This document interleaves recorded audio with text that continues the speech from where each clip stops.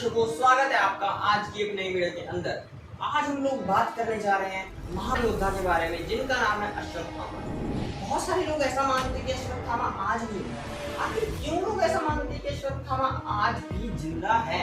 और बहुत सारे एविडेंसेस भी मिले हैं कि अश्वत्थामा जी आज भी जिंदा है भाई।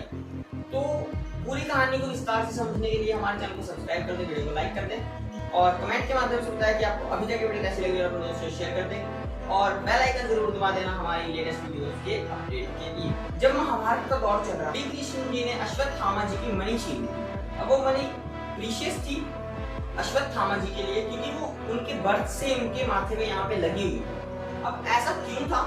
अश्वत्थामा जो थे वो गुरु द्रोणाचार्य के पुत्र थे और गुरु द्रोणाचार्य से शिक्षा उन्होंने ली थी।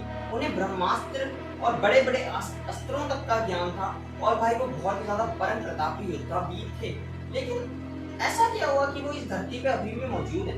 अब 5000 साल बीत गए महाभारत के जितने भी मोस्टली जो वॉरियर्स थे वो इस धरती को छोड़कर चले गए और लेकिन अश्वत्थामा ही इस धरती के ऊपर क्यों है? आपको भी ऐसा सोच के आश्चर्य होता होगा, तो भाई मैं आपको वो बता देता हूँ ऐसा क्यों हुआ। तो माना जाता है अभी कुछ सालों पहले की ये बात है, मध्य प्रदेश में एक डॉक्टर रहता था और उस डॉक्टर के पास एक मरीज आया और वो जो मरीज था लहूलुहान उसका माथा हुआ पड़ा था।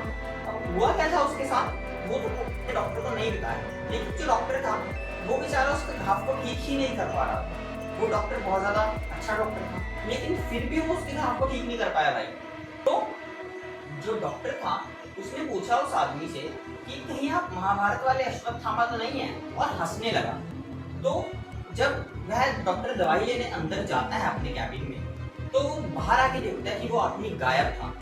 उसने आसपास देखा तो वो आदमी उसे कहीं भी दिखाई नहीं दिया। तब से माना जाता है कि अश्वत्थामा जी आज भी जिंदा है। और हालांकि ऐसा भी माना जाता है कि वो कहीं कहीं जगहों पे लोगों से हल्दी का लेप करने को कहते हैं और आज भी मंदिरों पे जब मंदिरों के किवाड़ बंद हो जाते हैं, सब दरवाजे बंद कर देते हैं पंडित, तो वो सुबह के समय आते हैं और शिवलिंग पर फूल चढ़ा के जाते हैं, ऐसा माना जाता है भाई। और काफी सारे लोगों ने ये कैमरे पर रिकॉर्ड भी किया है। और तो भाई मतलब अश्वत्थामा जी आज भी जिंदा है, लेकिन वो जिंदा रह क्यों गए?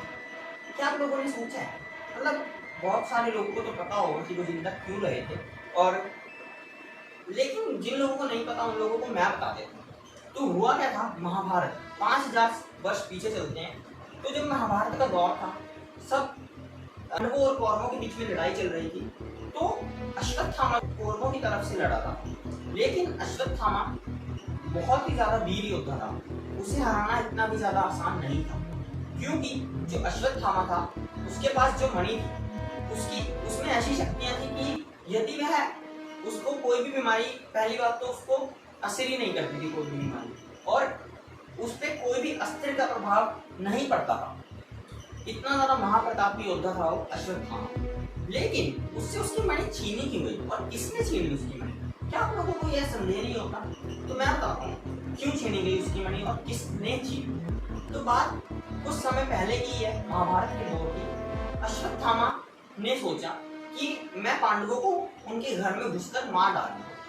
उसने एक योजना बनाई और वो पांडवों के घर के अंदर जाता है और पांडवों को मार देता है।